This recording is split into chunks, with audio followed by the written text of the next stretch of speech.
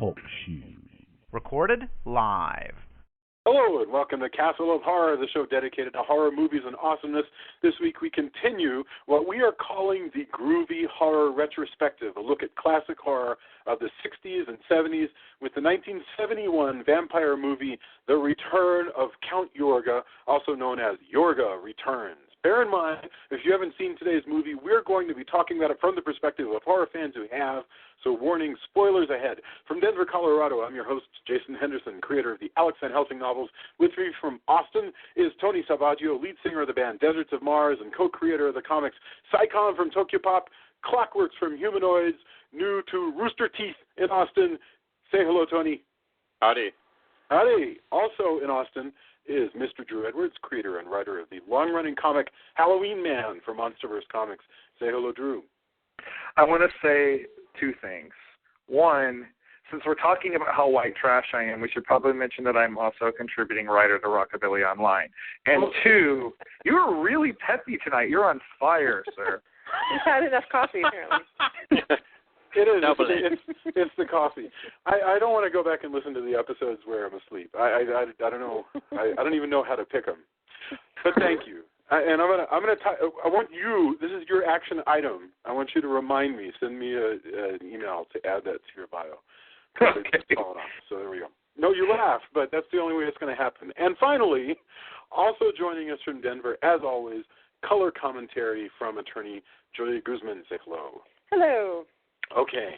According to Wikipedia, The Return of Count Yorga, originally titled Yorga Returns, is a 1971 American vampire horror film directed by Bob Keljan and starring Robert Quarry. It is the sequel to the 1970 film Count Yorga Vampire. All the stuff that I just read was true also of Count Yorga Vampire.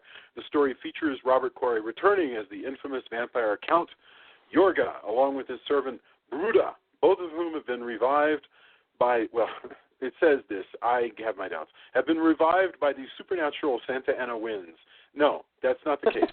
They're just back. All right, Wikipedia, No, but IMDb says the same thing.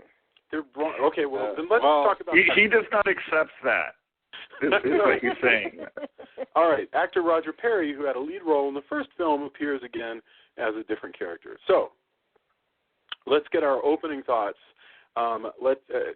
This is exciting one to talk about. Let's go. Tony, we'll mix it up. Tony, Drew, Julia, and then I'll come up with something. So, Tony, Return of Count Yorga. First thoughts. I really like it. I think it gets even crazier, which is pretty phenomenal. I enjoyed a lot of things about this, especially because Yorga gets even more snappy lines and more disdain. He's snootier. He gets snootier. They do. So as someone pointed out last time, he does get a little bit romantic, but only in the sense that he still has a harem of lesbian vampire women. And can they truly be called lesbian vampire women if he intends on having sex with them as well? Well, wouldn't they be more proper bisexual vampire women? They're pansexual. They're not just bisexual because they're vampire sexual, so they're pansexual. But they're pansexual. Pansexual vampire women. If there were lesbian vampire making out scenes in this movie, I don't remember them. I think I missed that. You can assume that he's up to his previous tricks. which, although he does have a TV this time, last time was more like, all right, yeah, you guys do that. I'm going to sit here and watch in my throne. Good job. That's right. So I love that he's watching The Vampire Lovers, too, by the way. Yeah. That's pretty awesome. He's watching The Vampire Lovers, which is actually a movie that we have done. So, in other words, we have done an entire episode on the movie within this movie, which means we have finally lapped ourselves, essentially, awesome, in terms of movie reviews. Okay. Yeah, I like this a lot. Like, it still really works for all the reasons the first one works, and it gets a little crazier, so that's cool, too. Very cool. Mr. Drew, lay it on us. First thoughts, Count Yorga, or Return of Count Yorga. I'm wondering what you're thinking. Again, I have very fond memories of this movie for the the reasons I mentioned last week is that I did not see this movie until I was in my 20s and was pointed into the direction by a comely video store clerk that I briefly had an acquaintance with, and we won't go into too much more detail than that. But I think this is a heck of a good time. I would almost say that this is first of all, the evident influence of Night of the Living Dead that we talked about last week is even heavier in this one. So it does actually have some legitimately shocking scenes, especially the part where the vampire brides are attacking. But it also, I think you see a lot of, I've talked about this again with other movies, like the sort of dawn of like postmodern horror, in which this movie could also be seen as a parody of the first movie in many ways. Like it's a lot more glib, it's a lot bigger, it's a lot broader, it's a lot campier in a lot of respects. And I actually think in many respects I like it better than the first one because it's got that bigness to it. Very cool. No, that's a lot to think about, especially the thought about Night of the Living Dead. All right, Julia. So, Return of the Count Yorga. What are your thoughts?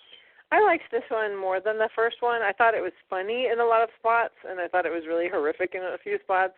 And every single time, without fail, Count Yorga, what did you call it? Run chokes? The run and choke attack. The run and choke. Every time he does that, I crack up. It's so funny. So funny. I would like to edit in the $1 Million Man, like the $6 Million Man sound effect. That would be awesome. Anyway, so I think I enjoyed this one more. I felt like it. I mean, I don't know that it made any more sense, but there were more moments of like either like being surprised by something, or thinking it was funny, or thinking it was really awful. It does kind of have an Evil Dead 2 versus Evil Dead kind of feel when you think about it, and I think that's cool because it kind of rehashes a lot of similar like points, but it does them in a bigger way. So there, you could make that argument. I was thinking about that a little bit. That just in the same way that Evil Dead 2 suddenly is a little smarter, a little more crafty, and has more of a sense of humor and brings out more jokes. That's all true. Not quite as parallel as those two because the plot is very different, but has a lot of the same themes. I think the whole thing about Yorga's trademark run and choke, though, you guys are dead on. That thing is amazing that his choice of attacking people is that they don't hear him coming, then they turn around and here he comes, running from like 10 yards away, like just really fast with his arms outstretched at full bore. And it reminds me a lot of my, I think about my grandpa who was like he was a Cherokee. No, listen, bear me out. He was a Cherokee Indian. He was this big, tall guy with like this shock of like white hair. He didn't look like Robert Quarry because he was an Indian, but he would always get had a very thick like Oklahoma drawl, and he would always talk about when he get irritated people. I was like, I'm gonna wring their neck. Yes, and that's what this makes me think of. I want to see him fight Count Yorga now. Just a good old-fashioned neck-wringing fight. All it would take, the amazing thing is Count Yorga has two modes. So extremely smooth that every move is slow and cool and elegant. And then this mode where you just suddenly look and, holy crap, there he comes. And he moves really... Now, the funny thing is, this is a really vulnerable attack that he does. His whole thing about running at you with his arms outstretched. If you were Jackie Chan would just figure out a way to use that momentum and keep him going. But he combines that with his hypnotic, because I think you're kind of stunned when it happens, literally stunned. I would be, absolutely. No, plus, he's got superhuman strength. I think, clearly the only person that could withstand this attack in this universe would be Captain Kronos, Vampire Hunter. Well, gotcha. Wait. I agree. Which Vampire Hunter did you call for? Captain Kronos. I mean, come on. Well, no, that's true. Captain Kronos. Captain Kronos. Or oh my God, that's a different captain. Or that's Captain Caveman, who is also groovy. I think the seven brothers and one sister from Legend of the Seven Golden Vampires would do just fine as against Count Yorga and his bevy of zombie vampire babes. That doesn't count because there's more than one of them. If you have a posse, it doesn't count. I mean, Yorga was going to go up against Dr. Phibes, but I think Phibes would have taken it. Yeah. I mean, everybody loses the Phibes. Yorga loses twice. Normal people. Yeah, I actually don't want to, because I was about to ask you if you thought that maybe Santo would be able to defeat Count Yorga, but this is ridiculous. This is not ridiculous. This is why we have a podcast. Yes. Yeah. All right. So we can talk about these nerdy things. So really quick thought before we get into this movie. General main thought. I do like this movie a lot. I think there are some really disturbing things about it. There are some really good scares, shocks, stuff that you're surprised happens. It has some real ballsy storytelling in it. At the same time, there is literally nothing that comes anywhere close to some of the shocks of the first movie. In my feeling, there's a major mass murder in this one that comes close to being as shocking. But frankly, the lady with the cat in the first movie, it just can't be topped. There's nothing on that order here. So that's my thought. I think it's superior. I don't know. I mean, I think the lady with the cat is shocking, but gosh, what's the character's name that's mute? Rudolph. No, the woman. No, the woman. What's her name? It is, I think it's Judith, isn't it? Judith? I don't know. I'll have to look back. Anyway, that character. Her name was Jennifer. Okay.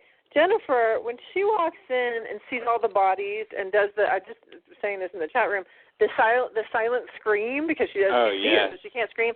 That is so horrifying, and to me, that is so reminiscent of so many nightmares where you just are like, "Oh my gosh, this is horrible," and you cannot scream, but it just doesn't come out. And so in this case, it's because she actually is. Well, they do that. So, it's so effective too. Like that's one thing because you got because we intro with the whole scene where there's like, a costume party and all this stuff. But once we get to where Yorga just decides, I'm going to be my old vampire self and sends his vampire women into a house. I mean, it's the same, like, you would see the same thing maybe in another horror movie. Yeah, it's the Charlie Manson scene. Yeah. And just slaughtering everybody. And then he makes, the one woman, he makes her forget, so she doesn't even remember all this horrible thing happening. We talked about it being a little bit more romantic, but that's like the thing. The way he goes about romancing this woman that he thinks he's in love with is completely twisted.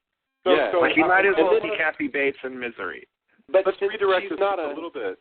I hold that thought because I want to get there, but I want to explain for the listener. Right.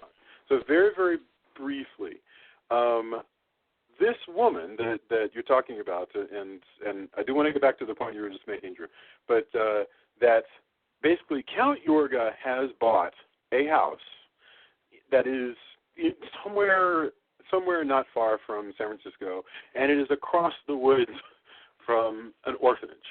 And so Count Yorga decides to attend a party at the orphanage. Oh, I love it, yeah.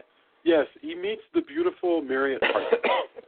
And why do you laugh? I'm laughing because he's dressed as a vampire, and everybody's like, hey, get your vampire costume. Right. And he's just like, what the hell? No, that's so perfect. Where are your things? So Where are your manners? Yes. I love all of his, like, oh, man, I really have to deal with this again. And, I just love this character because he's lived for so long and he's kind of seen it all and his kind of world weariness about it where they're like, you like music? And he's like, only when it's played well. Yes. Right. He's just he's such a jerk. But he's like, but you'd expect that because, he's got a bar to uphold. Wow, it's just so good. He wears a cape. He wears. He dresses like a traditional vampire. He even has a streak of white in his hair. There's nothing not. And what's weird about him? That's what's crazy about this character is he even asks the question that really is what the movie asks, which is that he goes, why do you discount the possibility of a classical vampire? Mm-hmm. And That's what the movie's kind of asking they're saying, hey, wait a minute, how come we can't do it the old way? Because that's really, in a way, he is a completely traditional vampire, and they're just sort of daring you to see that if it's well done, that can be interesting. You don't have to go, oh, I'm bored with vampires, we're not going to do them anymore, or we're only going to make them romantic, we're only going to make them whatever. He's straight up the original kind, and it works great. But he meets. Go ahead. Yeah. By the way, let's not forget that he loses the Halloween contest to a really terrible, crappy vampire with terrible makeup and fakey fangs. Like, the low-rent version of Count Yorga wins the costume contest, which is hilarious and ridiculous, and somehow just fits everything. With the white in the face movie. scene. Well, they call him Count Dracula. That guy, So just to recap, Count Yorga exists in a universe with Dracula as a fictional character. Mm-hmm. He exists in a universe with Hammer movies, as because we see him watching, just sort of, having a good time, kicking back, watching a Hammer vampire movie in Spanish. Because I guess he's working on his Vampire Spanish, Lovers. Mm-hmm. Yeah, he's watching Vampire Lovers, which is hilarious because it was so funny. Yeah, I know. That's what I'm saying. Really this movie is really a great combination of hilarious and then, I'm going to stick these bodies in the quicksand. I mean, it's like, what? Oh, yeah. Okay. So let's get back to what Tony and Drew were aching to get to, which really, you're right. So as soon as we meet Mariette Hartley, she's very charming, she's beautiful, lovely, all right, and they flirt, and so he decides, I want this girl.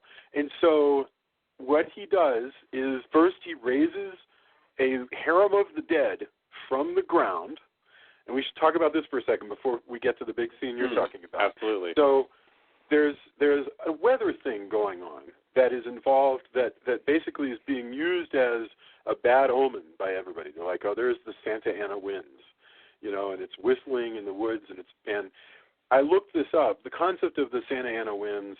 Have you guys ever heard of this? The Santa Ana winds. Outside of this movie, no.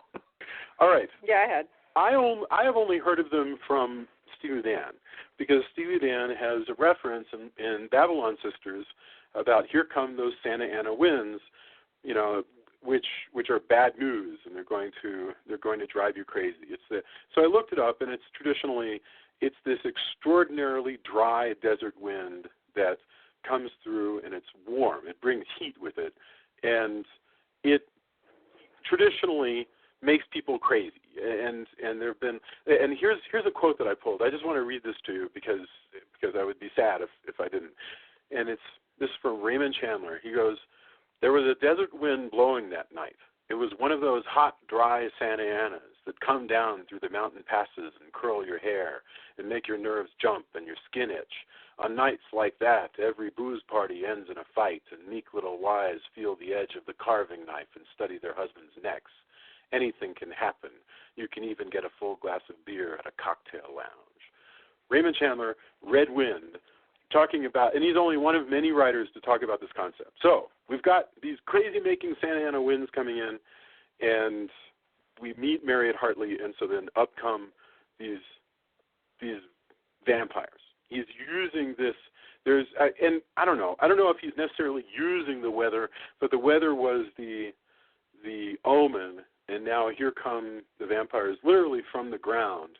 And Drew, you said they look like ghouls, right? Well, yeah. I mean, the whole idea that here's this family and they're in their house, and then these living dead things are starting to smash in the windows and, trying to, but it's a very zombie movie. It's very Romero. It's very Night of the Living Dead. And yeah, they come through the window. They're like, one of the characters is standing, I guess it's Mariette Hartley, standing by the window, and like an arm just comes through the window and grabs her by the neck. Yeah. And others are coming through the window, and they're coming through the doors. And that is so insane. It is like Night of the Living Dead, except for that they seem kind of smart, which is even worse. Go ahead, Tony. Yeah, well, before that, they vamped the kid, too. So now there's creepy kid vampire. Yeah, that's right. There's a kid. I hated that kid.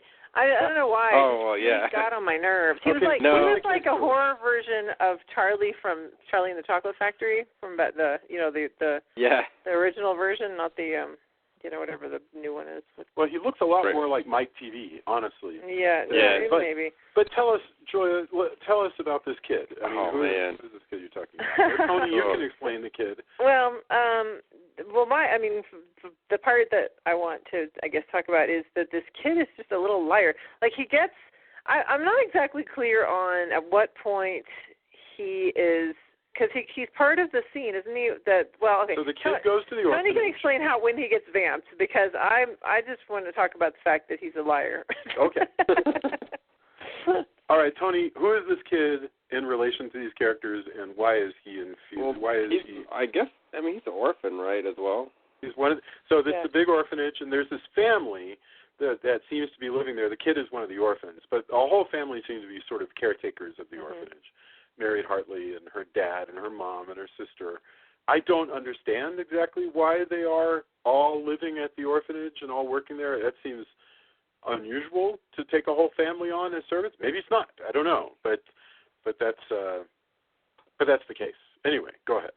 But yeah, and then, oh man, but yeah, and shortly afterwards, the kid kind of, I don't know if he leads them there or not, but they have this whole home invasion, like you'd see in like Death Wish or any number of retellings of the Charles Manson gang, anything like that, and like it just, and it's terrible, it's terrifying too, because the one woman's mute and she's obviously distraught. Even worse is Yorga makes the woman forget that he loves. He makes her forget everything.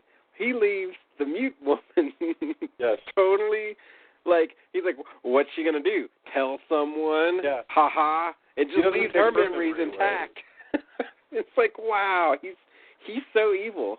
It's awesome. Well, he doesn't have to worry about it because he's got the little kid doing all his lying for him. And the kid's not even a vampire. The kid has just been sort of turned in some strange way. You don't think he's a vampire? No, I don't, because he walks around in the daytime. I think that he is a thrall. That's even worse. I guess. Yeah. Such a jerk, that kid. So the kid is when the poor woman Jennifer comes down and finds all the dead people and has her silent scream, she sees that the kid is just standing there, and he's like seeing this scene. So she hugs him, and they go out, and I guess somehow they call the police or whatever, and the kid is asleep this whole time. And so then when she comes back in, all the bodies are gone, the blood is gone, which I'm really curious how they managed to do this cleanup, because those women vampires did not seem competent of such a cleanup job to me. And also they had like this broken glass, and they're like, no, the glass is fine and it's been here a while, which how did they do that? So all that magic was kind of, I didn't understand it. This is a very Hitchcockian thing. So you have this terrible murder that we described where the witnesses are this kid who's clearly enthralled to the vampires, and the mute who is a horrible murder. Yeah. Yeah, and so then they busted windows and they put blood all over the place. It's everywhere, and now it's all cleaned up the next day. Yeah. But the kid has supposedly been asleep ever since the cops got there. So they bring the kid in because they're like, well, there's nothing here. So she's like, we'll get the kid. So she brings the kid in and tries to get him to say what happened, and he's like, no, nothing. I don't know what you're talking about. I love the concept, though, that there's a Victor the Cleaner that Yorga can call, who can come in and totally. install windows that look like they've been there for a long time and replace the carpets and this is a time before luminol, so you don't have to worry about the blood lighting up. Okay, I'm going to mention Manson now. All right. Go ahead. I think Tony actually brought it up. Drew, you said that Night of the Living Dead is important, 1968. Absolutely right. I think that's why you've got these vampires, even more than the last one. They've got like green, pussy. Well, and they're all dirty. Yeah, and they crawled literally out of the ground, which was wild. They're just more supernatural, But there's also all this Manson stuff. I mean, and the Tate murders took place in 1969. it's impossible to watch this and not think of Charles Manson and his family breaking in and stabbing people and doing all that stuff. And so that's a nerve that McReady, making the movie knows how to touch. And it's, I think it's totally real, especially because you have the business of this woman who's been captured and now is going to be turned, over to the side of her kidnappers. And I'm trying to think. I think it was Squeaky Fromme who I've got to look that up. But there were several famous cases, in the '60s of women who were kidnapped in some major crime and then were essentially brainwashed to become part of the group. And so that's what you're given to think might happen here, because that's what they call isn't that what they call the Patty Hearst? Patty Hearst. There you go. Yeah. Yes. Squeaky Fromme, I think, was the woman who tried to kill President Ford. So I'm sorry. She was part of the Charlie Manson group, wasn't she? I think.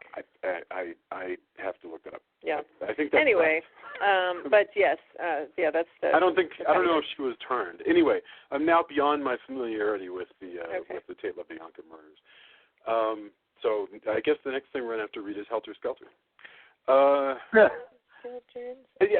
and we could watch the movie then. We could do Helter Skelter, the 2 nights TV miniseries, starring Powers Booth, if I recall.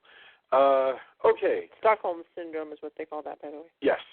So anyway, they steal Mariette Hartley and take her to the big mansion, and they also steal Mariette Hartley's sister, Cynthia, but Cynthia gets turned into a vampire. And I want to say something really quick about Mariette Hartley. So she was, I don't know if you mentioned this, but she was in all the Polaroid commercials later on. And so I think of her as the one from the Polaroid commercials. And so even though she is so pretty in this movie and so soft and with her long hair and her pretty dresses, oh my gosh, the black dress was with the crystal. I wish there was a girl on this podcast right now so I could talk about the black dress with the crystals. It was so cool. Yes. But anyway. You want me to go get Jamie? She's yeah, the next okay. But anyway, I still saw her, like I can't see her as this, like, just sweet little delicate flower, because she's kind of a feminist. I mean, she always just, I don't even know why I think that. She just always seemed like we also saw her strong woman, She played a recurring character on The Incredible Hulk, where maybe. she was a scientist who fell in love with Bill Bixby, and yeah, that could be it. I just know that I didn't believe her as the sort of the the damsel in distress that just kind of is like, what's going on? This is a woman who was in a hell of a lot of TV. I mean, Mariette Hartley she was in The Halloween That Almost Wasn't, which I remember as a TV movie that I truly loved, which featured, is Dracula and this wicked witch played by Mariette Hartley have to save Halloween. That sounds fantastic. If I see it again, it's very possible that it was truly terrible. But anyway, she's very pretty here. She's playing against type. She's wearing these beautiful dresses and everything. And that's why he's kidnapped her. Yorga has taken her sister, Cynthia, the other blonde, and turned her into just a vampire. And so what happens next, of course, is everybody's trying to figure out where this family went. They've left a fake note that says, hey, we went to the coast or whatever it is. But, but the people at the school are like, well, that's kind of hinky. And it really doesn't last long, because no sooner, basically what happens is Yorga, for whatever reason, decides next he's going to bring and murder Cynthia's fiance. And then as soon as that happens, basically everything starts to fall apart. The whole movie starts to drag us towards the good guys, led by the doctor from the original movie, here playing a totally different but still doctor. Basically the same character with a goatee. Same character with a goatee. And the very ineffectual priest is to me also a great 1970s character. Oh my God! Also, I like that they do the same thing where they decide, hey, let's put on our 70s slacks and walk around talking about vampires all over the city. Yes, and we just they did the same. You're like, that's why, like I said, in retrospect, I didn't think of it at first, but the more I thought about it later, I was like, this is very Evil Dead 2 kind of territory in the way that it hits the little, like the high points and kind of does a lot of the same things, but kind of amps it, you know. Yes. The other thing is, like, it does, you know, poke more. You know, the first one has a little bit of a sense of humor. This one really has a sense of humor and pokes fun at the whole vampire thing. Like, you know, in the first one, he mentions that he talks to this blood specialist mentor of his, and in this one, he's like, oh, I talked to this folklorist, and they show him, and he's like a total new age crackpot, but he's also extremely senile, and you know, like, all that stuff is great. Right. He cannot. The guy that Baldwin goes to talk to can never remember what he was talking about, and it is insane. I mean, and yeah, he's you know, it's also more of like kind of that sign of the times thing, where you're seeing people getting more cynical with authority figures, which that guy kind of represents, and so does the priest. You know, the priest and even the police like are portrayed a lot more like bumbling than I think you would see in like. Which, by the way, one of the cops is Craig T. Nelson. How could we have gotten this far? I love that. I know, right? Coach. Okay. Well, yeah. So this is a good. So, like I say, the mystery, which we won't bother going into, but basically, Dr. Baldwin from the last movie is working with the police, and he started thinking there's a vampire, and so he brings in these police, and eventually, the whole movie is pushing us towards this invasion of the house that is going to happen. Good guys versus bad guys. It is precisely like the last movie. They say, hey, priest, you go walk around with Count Yorga while we break into the house. Tell him you're giving some money or something like that, you know, or asking him for a donation or whatever. It is, and so they send this priest while the two cops, who are, yes, Drew, you said, a young blonde Craig T. Nelson, and I can't remember who the other cop is, but mainly it's good to see Nelson so you know, extraordinarily tall seeming and young, and you know, meanwhile while they're breaking into the mansion to look for Marriott Hartley and everybody else, they send the priest to go around to walk around to distract Count Yorga, which is a suicide mission because Count Yorga, you know, no flies on Count Yorga. He knows that something is up, and he doesn't like priests to begin with, I'm sure. And so it's crazy cruel. I mean, Joya, do you recall what Yorga actually does to the priest? Like, well, eventually he just leaves them to get sucked in by the quicksand, which is just so horrible. So he's just like, come on, help me out. What the hell? And he's just like gurgling down. So then he's holding up the cross as he goes under. It's horrible. It's actually quite horrific. You vampire! You ghoul! Yeah. Well, he leads him around, and then they're walking, and he promises him money for the orphanage. That's right. And he's then like, I'm going to give you like $20,000 or something. Yeah, and then he's like, oh, that's the most donation we've ever received. Oh, great.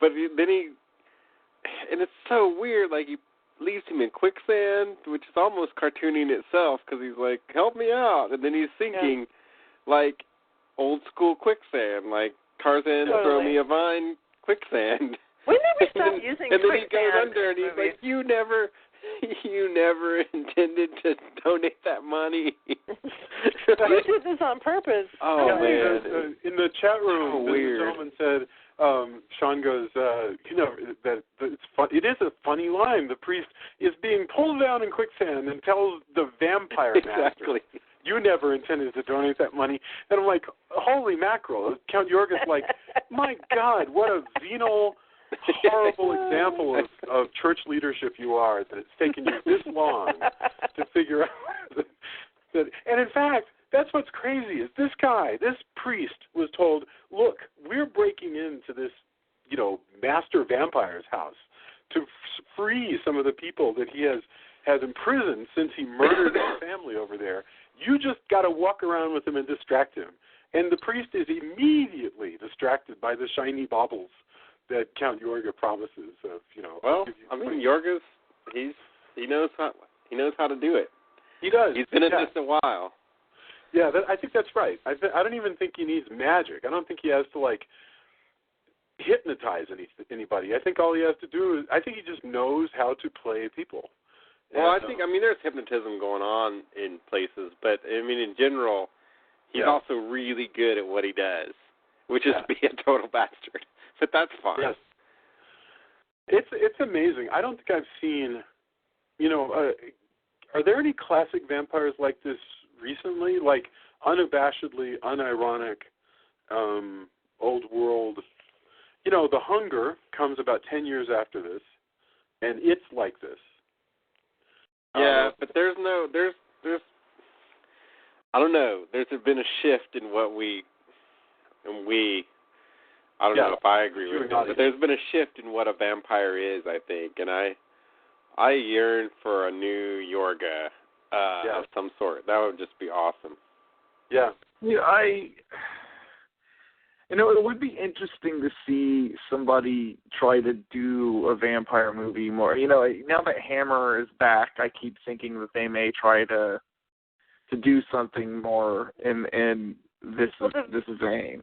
The vampires I think of are the ones from Buffy the Vampire Slayer, because when Angel becomes Angelus again, he is just bad. He is a horrible, evil monster. And Spike for a little while there has that too, but really. Well, I guess that's true.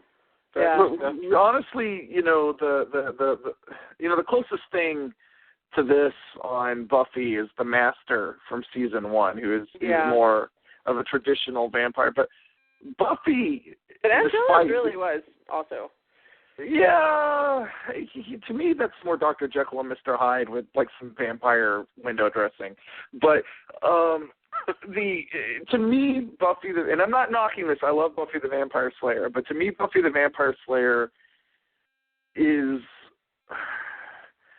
more Marvel Comics than Bram Stoker, I guess. Like you could tell really that's what Joss Whedon loves. And I'm not knocking that, I love that stuff too. There's less of the horror of that although to Joya's point, this did happen with Angelus, but there's generally less of the horror of a vampire being a charming walking plague, that you do have in Yorga and stuff like this. Like I said, to me, Angel and Angelus to me are barely. That character's barely a vampire to me. Like he's only a vampire by the way the folklore they've attached to him. To me, that's more of a riff on Dr. Jekyll and Mr. Hyde, and I've always felt that way. Yeah, that's true. Because the stuff he does is traditional serial killer stuff. I don't agree. I think he's like just biting people left and right. Well, I think too, if you mean he's not. But like, he's just a brute. Yeah. He's just a brute. He's not. There's none of this class. Like to me, like when I think of the classical vampire, like that this is patterned off of, there's got to be that level of classiness to it. I see what you're saying. So you're saying that it's the whole hypnotic suggestion thing. That like here I am in my fabulous house with my fabulous clothes, and I'm above you.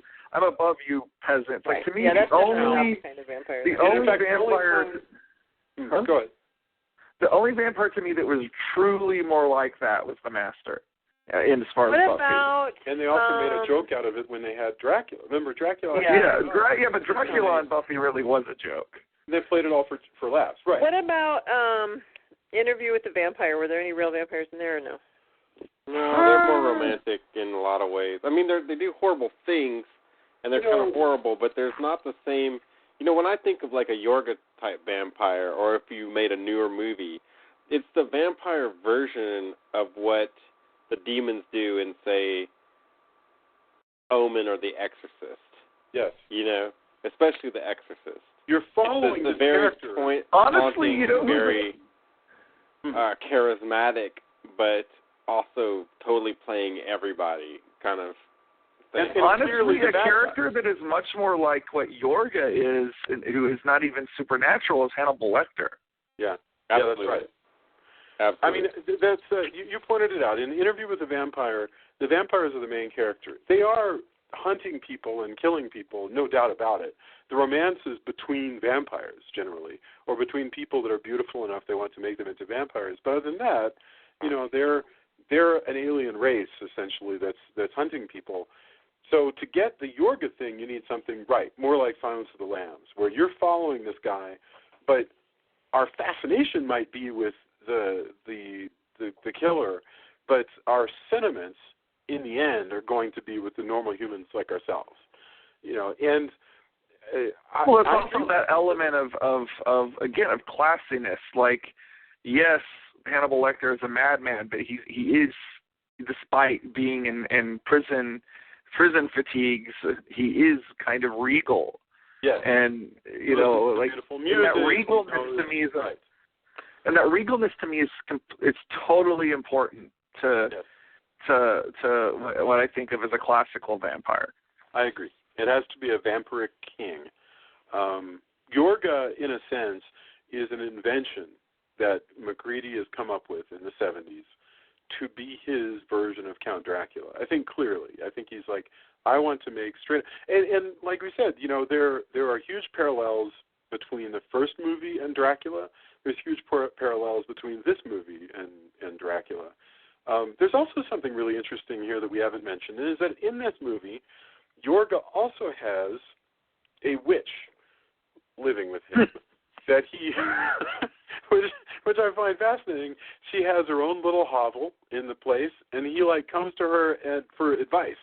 She's his kind of spiritual minister in a sense. She's the bruja, she's a Mexican, witch, and what's wild about that is her character and the green-faced lady vampires makes this movie also fit into the tradition of Mexican vampire movies, like Santo and the Vampire Women, which I think has a lot to do with it, especially all the crazy Catholic stuff and the witches rising up, the sort of half zombie, half vampire people rising up to the ground and all that stuff. And it can't be a coincidence. I know that he has to have that stuff in mind, because it's impossible to have this many things like Mexican vampires and for it not to be, unless I've just reached a point where I see patterns where there are no patterns anymore. Well, so now we've got cops. I love the setup of the cops too, because he's handing them sticks to try to make crosses, and they're like, "What are we going to do with sticks?" Like, these are the opposite of when we talked about cops in other films, and we're like, "Wow, the cops aren't, they know what they're doing, and they're doing good stuff, like in Invisible Man." Yeah. These are not those cops, right? Oh, these are Keystone cops. I do like for the first time though that the I don't show up in a mirror and on photographs thing actually works to his advantage. He's got a great alibi. He's like, Yorga was right here, and they're like, "Dude, there's no vampire. Like, that guy's not in this photo." He's like, "No, for real. There was a guy here." And in the photograph? Yes. Yeah. No, I thought that was a nice little using the traditional kind of tropes into that's a pretty good alibi. He's never going to show up on a camera. He can, rob an ATM or whatever he wants to do. And they have to argue about what position was this camera taken from? Is it possible that maybe somehow the camera just missed him in this group shot? That somehow he just wasn't standing there where he could be seen.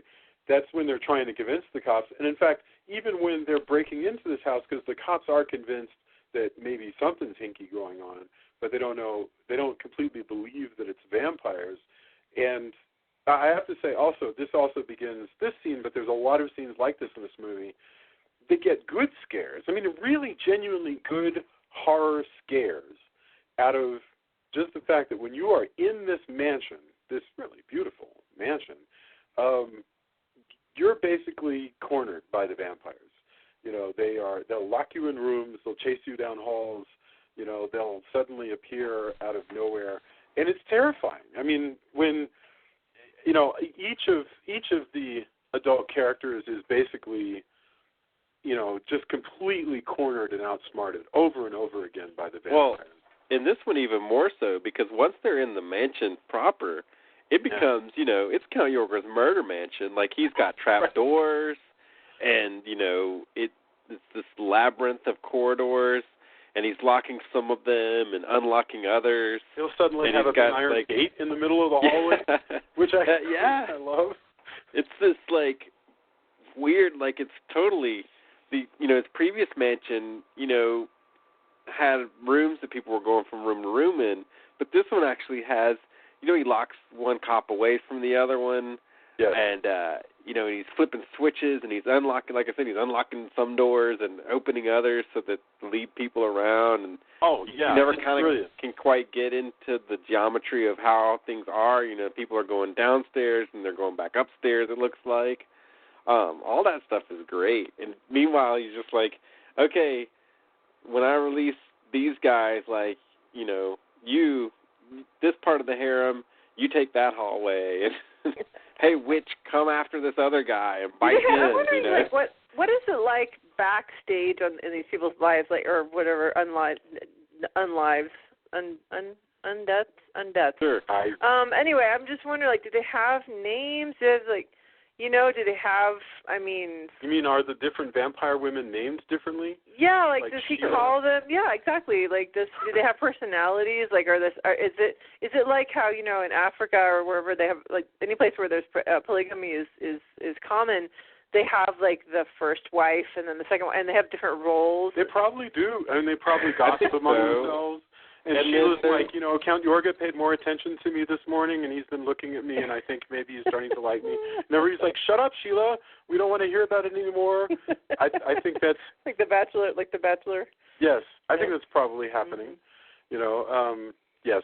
Who among them gets... And they hate Marion Hartley so much because she's in the house now and she's not even a vampire. Who the hell does she think she is? And he gave her that black dress with the crystals to wear, and what was he thinking? That was mine. My mom gave that to me. I don't know. I'd hate to deal with a harem of vampires. Oh, would you? You'd hate that, would you? So it seems like he's telling you would hate it. Why don't you believe him? He's got it under control, but I bet sometimes he's like, what was I thinking? I should learn, all the hundreds of times I've done this, I should probably learn my lesson eventually.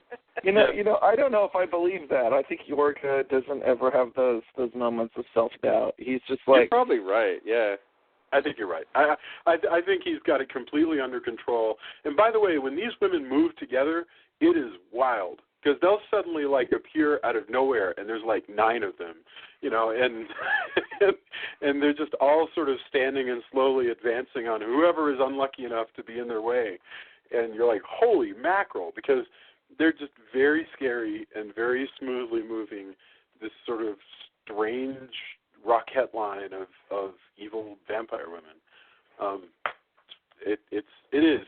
This thing is full of nightmares. I really like how it's willing to, like, make jokes and make, like, Craig T. Nelson, like, he gets off a few funny one-liners, and you really think they're so goofy, you think that they're going to get away, and then they completely get iced, Oh, yeah. Well, they lock one guy away, he gets attacked by, I think, the witch, right? And then the other guy's like, hey, well, I'm going to go around here, and it's a little boy, like, he goes around the corner, and all of a sudden he gets jumped. Yes. And, by the way, we also are at the best nightmare, which is the I'm going to run and choke at you in slow-mo scene, to which I'm watching him. And so Yorga's running at it's the doctor, if I'm not mistaken. No, wait. Yeah, actually, he's running. He's running at him, and then they keep cutting back and forth as the guy can't unlock the door. Yes. And then, to me, it seemed like one of those, like, you're mired in place dreams. You can't get away. The next scene is you with no clothes on in the classroom. Like, it just feels like this, like, oh, this is terrible, That is a funny scene because that guy's still coming. You're exactly right. I think it's Baldwin is like trying to open the door, and Yorga is coming, and then you look back and he's still running at you. It is a tremendous, tremendous thing. The funny thing is Baldwin manages to get away at that point, And then later, there's a really confusing moment where he gets cornered by the vampire women against the Iron Gate. And then that brings us to the final fight, which is the bell tower fight between Dr. Baldwin and Count Yorga over Mary Hartley, who's standing there in the bell tower sort of under a spell. And we don't know how Baldwin got away from the women. We're like, wow, how did he pull that off? And then he manages, and this is the major spoiler. I don't want to, if you listen this far, I apologize. We're going to give away the end of the movie right now. They fight in the bell tower as Mary Hartley remembers that, oh my God, that's right, Count Yorga killed my entire family. And Mary Hartley actually manages to intervene and send Count Yorga over. Oh, by the way, with a battle axe. Awesome. Yeah. Oh, that's right. Oh, yeah, I forgot. Yeah, she does it with a battle axe that's laying there. And, like plunges it like deep into his chest. And so he goes over, woof, down, and he falls. And apparently that's enough to kill him. I don't know why in this movie an iron axe in the chest is enough to kill Yorga, or maybe it's not. Well, I mean, keep in mind they were planning to bring this character back yet again. So yeah, so maybe he's just deeply wounded and it'll take some time. So he's gone. He's going to go hang out until he got in a fight with Dr. Phibes. Right. No, it's exactly what we said last time. Is that sometimes it's useful for Yorga to just go ahead and go into suspended animation to heal and let people think that he's dead, and then so it's like yay, and they hug, and then Baldwin turns out that he didn't get away after all. He is in fact a vampire. End movie. That's the end. Is that Baldwin is in fact. He turns around. He turns toward her, and he's got vampire face. He's got the big fangs. Yep. And because for no reason at all in this movie he was able to be turned into a vampire in the last 45 seconds, and that's more or less the end. Is that Yorga is victorious. He's in theory going to kill everybody at the orphanage, and maybe everybody in California, and it's got a very kind of Rosemary's Baby ending with the kid kicking the ball and the ominous music. Oh, yeah. When you consider this is an American International picture, this is pretty artistic, I mean, this is not Dr. Goldfoot and the Bikini Machine. This is some really sort of thoughtful stuff going in here. Maybe that's because it's kind of independently made and just released by AIP. I don't know. But it is. I think it's a pretty scary movie. So that takes us to the end. We should probably discuss are there any other topics you'd like to hit on before we come around for your final thoughts on Yorga, Return of Count Yorga, and this whole series? Because remember, this is the last time we're going to talk about Count Yorga. I got nothing.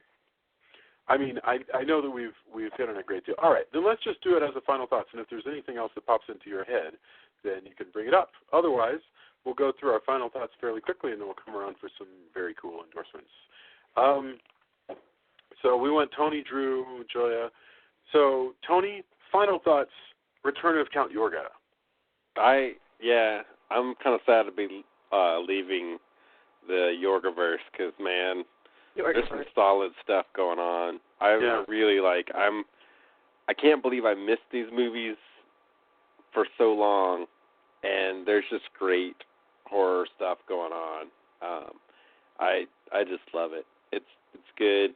I mean, it's not without its flaws. I can't say these are perfect movies, but the parts that are good are really good, and I think more horror directors could learn from the cool parts, because you could just as easily take this and use the horrific parts, amp those, and make a truly terrifying, movie out of all those bits with just some slight tweaks. And I wish that more people did that as opposed to going, it's the 70s, I'm going to do this ironic kind of hate scream kind of thing. Yeah. And capitalize on the not horror parts, the goofy horror parts. I wish that they would instead go, man, there's some horrific stuff. Let's really amp that and make something truly even more terrifying. Well, let me ask you that this. Doesn't seem to be the trend, which is unfortunate, but I wish that was something that was going on, because I think there's some really great bits in this.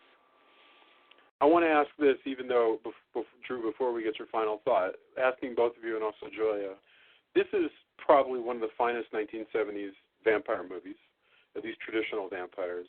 How does it compare and contrast Count Yorga, the Yorga-verse, to the Lost Boys verse?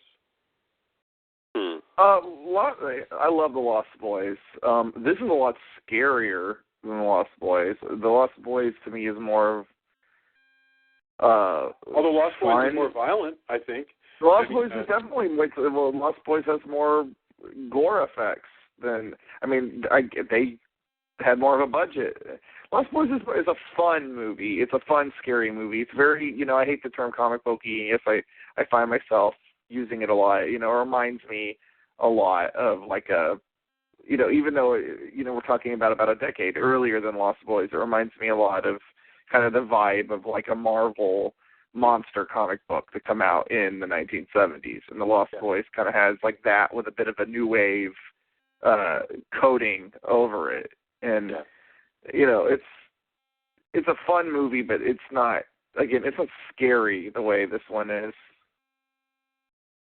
Yeah, I guess you're right. When I think of, the reason I thought of it is I was thinking this really captures to me the cynicism of the 70s in a way that the Lost Boys to me captures some zeitgeist of the 80s, and I think it has something to do with. I don't know what. I just know that when I look at the Lost Boys and it's not just the new wave fashions, I go, that is an 80s picture. But I agree with Drew that it's a very different kind of movie.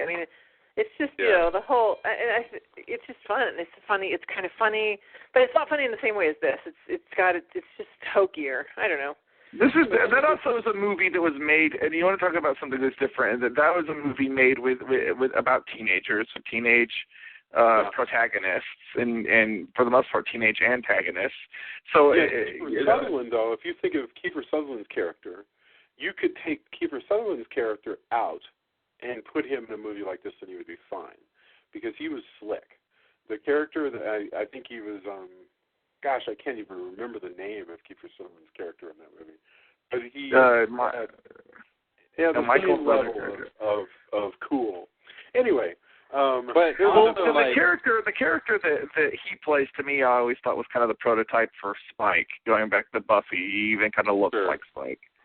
Yeah, it's possible. One thing that you have that's different about this is, like, I have rarely seen in recent horror movies, especially vampire stuff, like the horror of the vampire invasion in the house, as well as the mute woman who can do nothing, just sit there and scream, and how a living nightmare that is. I can't remember the last time I've seen something like that in a vampire movie. Like, yeah, I agree. I can't think of anything. That's a totally different take on, there's none of that. Again, strips away all of the romance and, straight up. Maybe 30 Days of Night would be closest to just I agree. sheer 30 Days of Night. 30 Days of Night to me is, and I like that movie, but to me it's so dialed back. Because again, there isn't that haughtiness, that European haughtiness to the vampires. No, I agree. But what I'm saying is the terror part of it. Yeah, it's absolutely. Just like vampires just ripping shit up. Yeah.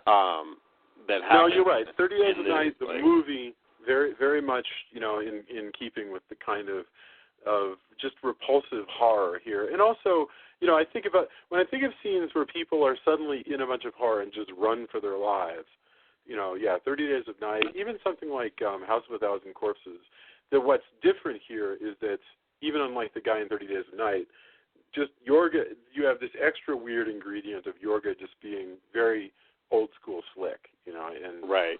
That's just wild. I agree with you. It'll be hard to say goodbye to the Yorgaverse. Drew, final thoughts.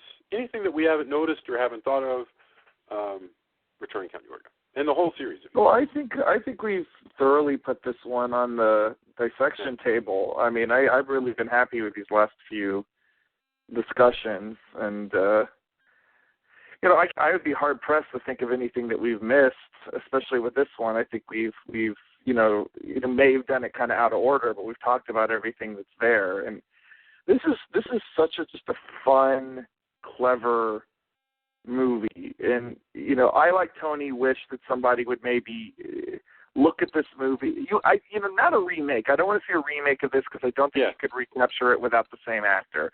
No. But I would like to see somebody go with the idea of a traditional vampire in the modern context. I do think there's still legs in that concept, and maybe now that we're putting that idea out into idea space, people will all start to think about this kind of vampire, and we'll finally see that movie. And again, Hammer's back, so there's always hope that they'll dust off Dracula and actually do it right. Well, there is also always the Dracula of Jason's sort of Dracula. As much as that's self-serving and talking about that, he is a pretty badass guy. That is a really good Dracula. I would not be ashamed to if somebody wanted to actually make a movie of sort of Dracula. I think there's still something there. Well, he's truly horrible. At the risk of sounding like too much of a brown noser, when you and I were talking about Universal's action horror franchise, I was like, man, if they want to do action horror Dracula, they should just do sort of Dracula. I wish. And I say this, I'm friends with Jason. We've been friends a long time, but I read that comic, regardless of if we're friends, and I think the concept and everything rips. It's awesome. But yeah, come on, somebody tell Universal that they already have their action adventure, and it's called Sort of Dracula. So there. And you know what? Right, your congressman. I mean, your Universal man. Exactly. I got nothing to follow up on that. Although that's awesome. I think the words you're looking for are awestruck. Very kind of you. Julia. I take it you're not going to. I love how my name suddenly became 3 long syllables. 4, I think. Julia. No, I mean, I just think that the 70s vibe, or is it 70s or 60s? What year did you say it was?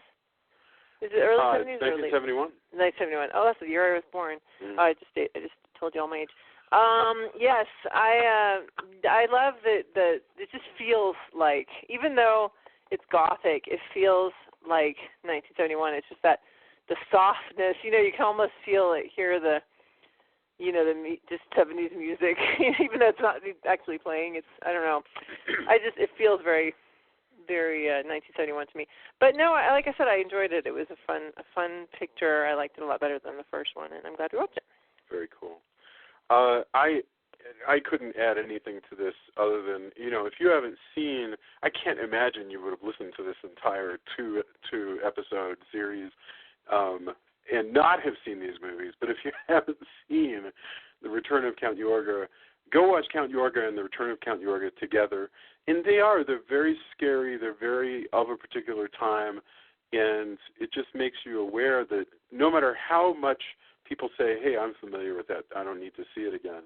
If you do it right, it becomes interesting again. And in the case of Count Yorga, these are some really interesting vampires. I would kind of enjoy seeing a reboot or a remake or something in 1970.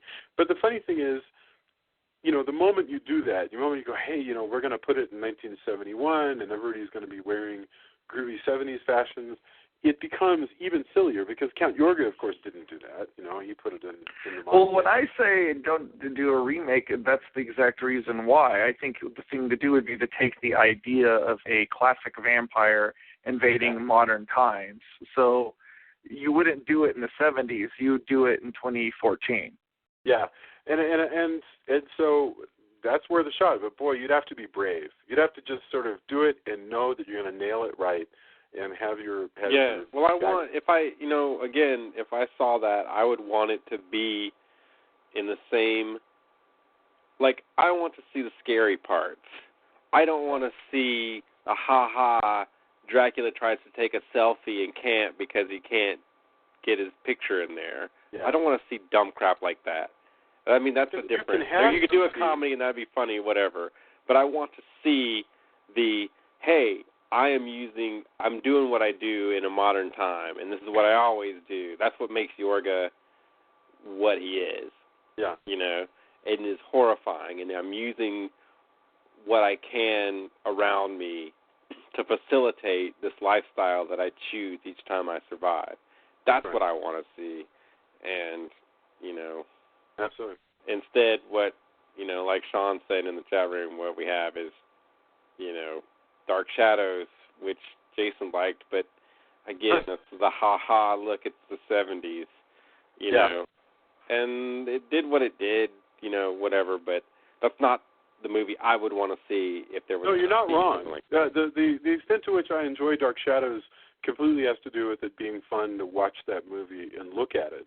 But it is not because I thought that it was effective at doing anything like what the original was supposed to do. And so that's the other thing. If you were to remake Count Yorga, the only point to remaking it would be to try to recapture or repeat how scary this could be. But if you screwed it up, all it would be a weird coffee table book on screen about how much you liked the original Count Yorga, and that would not create anything new. Well, so I have no idea who you would get. They don't really make actors like this anymore. I mean, you'd almost have to find like a stage actor. Not a lot. Yeah, no, that's true. But I mean, truly, I think there are such people. I mean, I think that Bill Nighy has already done it in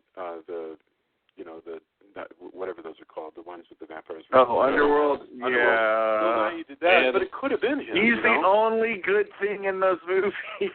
So. Yes. Well, hey, if you want pretty much that same character, you can watch the parts with him in it of I, Frankenstein, which are the only parts I would say to watch in that thing. Because that gets the don't endorse this. You know something? This week. Hannibal from TV, the guy who played Le Chiffre in Casino Royale, he would be a good Count Yorga. Okay. But there are, go out to Broadway. You'll find a lot of character actors who all you'd need is for them to just dial it back a little bit, to play to a small screen. Robert Guillaume has passed, but he would have been good, actually. Anyway, all right, so that's all of our. Let's do our endorsements. Do you have, Tony, I think you were first. Do you have anything to endorse for us this week? I need to finish it, and I feel bad I haven't, but things got kind of crazy. I started watching a kind of a children's flick called Monster Makers, and I really like the premise of a long-lost film that brings monsters back to life. And I have no idea if it pays off as well, but I started watching it, and I was really charmed by it. Definitely, it's definitely geared towards kids. Did you say a long-lost film? Yeah. Like they watch the movie and it brings them back to life? Yeah, the premise is there's a guy who has been banned from showing this film lest the film bring about monsters. Huh. And Linda Blair's in it.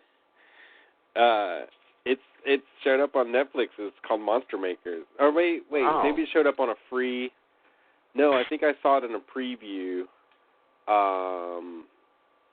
On cable.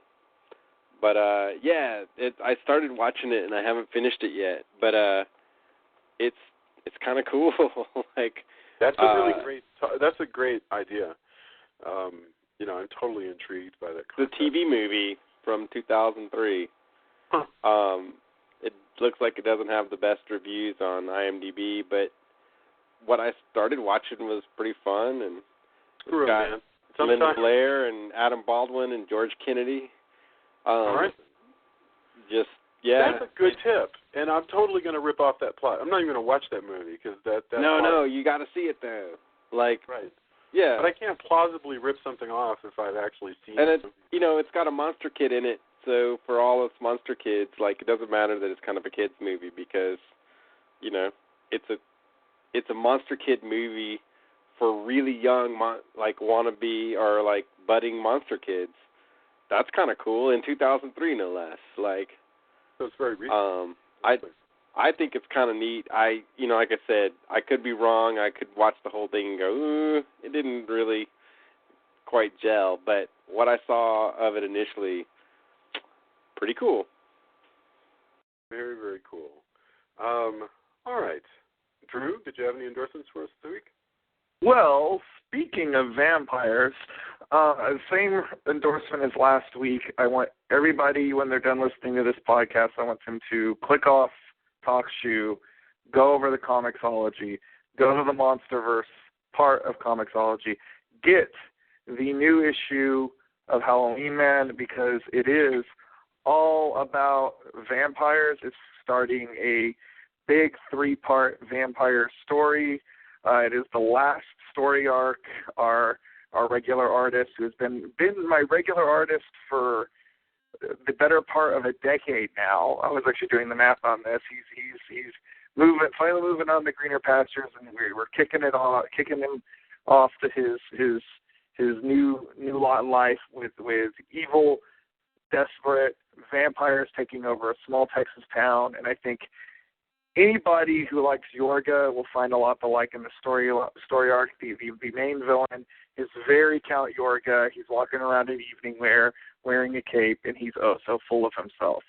So you should get on there. It's only $1.99, and believe me when I say, and passionately, every fan counts. If you've been reading Halloween Man, and I know some of the people who listen to the podcast do, please tell your friends to read it. We are trying to grow and grow and grow and grow and grow, and I can't emphasize how important it is for us to keep doing this. We need more fans. So please do check out the new issue of Halloween Man. It is a perfect jumping on point if you haven't been reading. Very awesome. Great endorsement. And I will do exactly that because I haven't read the most recent one. So there you go. Done. All right. Miss Julia, do you have any endorsements for us this week? No, I started a new job last week, so my brain has not been in a place of enjoying media. Although, congratulations. Been in a place of trying to juggle, Oh, we got a new fan. Apparently the principal of... Oh, yeah, that's so funny. Shout out to Mr. Melconian. The principal of Katerina's school said he checked out the podcast, and he thought it was great, so yay. That's really hilarious. The principal of the school is like, hey, I've been listening to your podcast. Is he a principal? Yes, he is a principal of the podcast. Oh my God, I can't believe you made me say that. So my endorsement actually is a truly oddball one, but that's nothing new. So I was on a long drive this weekend, and what I decided to listen to, because after I finish the book I'm working on now, I'm going to start something based on The Ghost of Mrs. Muir. I know this already. And so I was listening to a radio version of The Ghost of Mrs. Muir that was recorded in 1947 as part of the Lux Theater radio show.